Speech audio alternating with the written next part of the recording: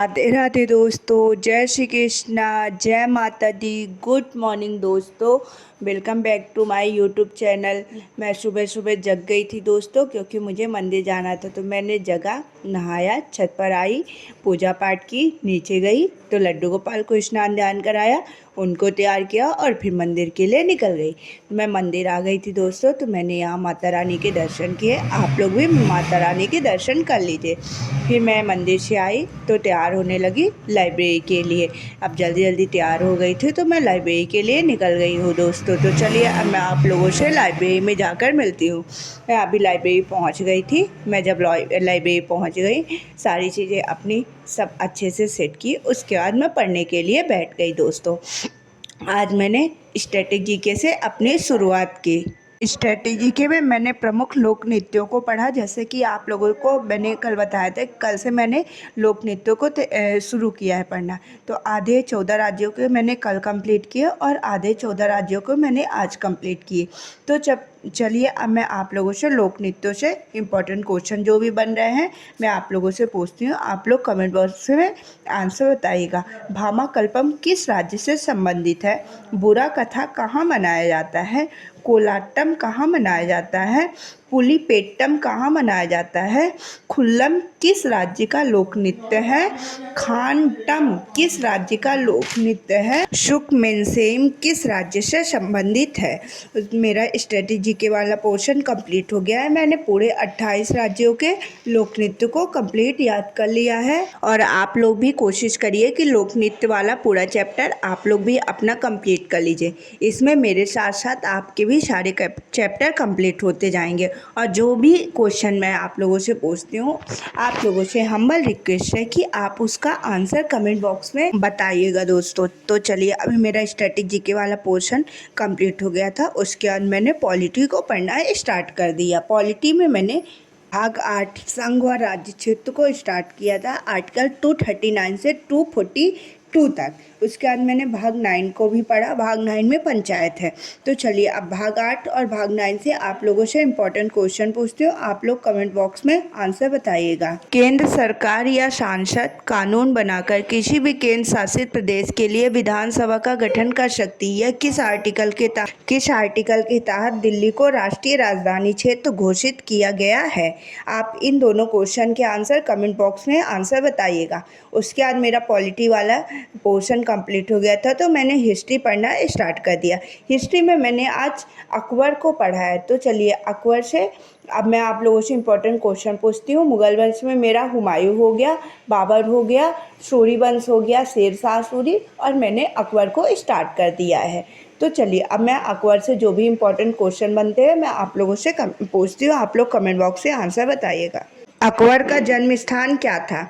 अकबर के बचपन का नाम क्या था? मध्यकालीन युग में सबसे बड़ा शासनकाल किसका था? अकबर का शिक्षक कौन था? अकबर का राज्याभिषेक कब और किस स्थान पर हुआ? आप इन सभी क्वेश्चनों के आंसर कमेंट बॉक्स में बताइएगा दोस्तों। और हिस्ट्री बहुत ज़्यादा इम्पॉर्टेंट है। हिस्ट्री से क्वेश्चन बनते हैं, 6 से 7 क्वेश्चन बनते हैं। इसीलिए अगर आप लोगों ने हिस्ट्री नहीं पढ़ा है तो नवीन सर से यूट्यूब में जाकर पढ़ लीजिए।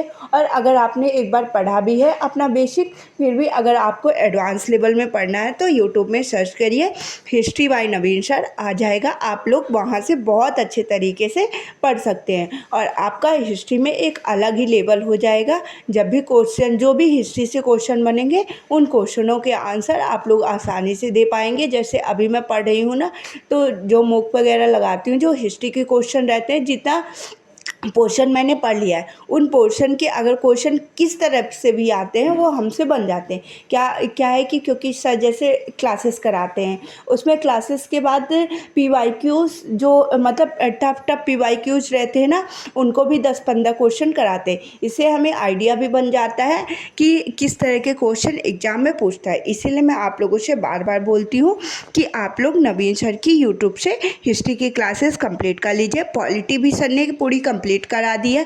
यदि जिसको पॉलिटी भी पढ़ना हो, आप लोग एग्जाम से पहले सारी चीज़ें अपने कंप्लीट कर लीजिए। जैसे एग्जाम डेट आए ना, तो सिर्फ हमें मॉक देना है और जो भी चीज़ें तब ना बने उनका रिवीजन करना है।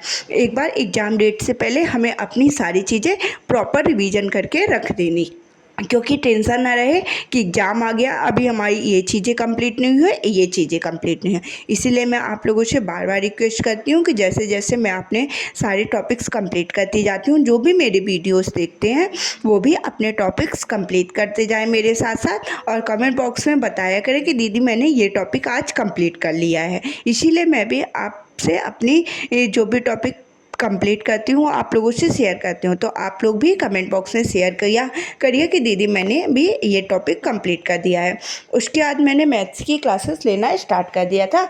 मैथ्स में मेरा वही प्रैक्टिस सेट चल रहा है।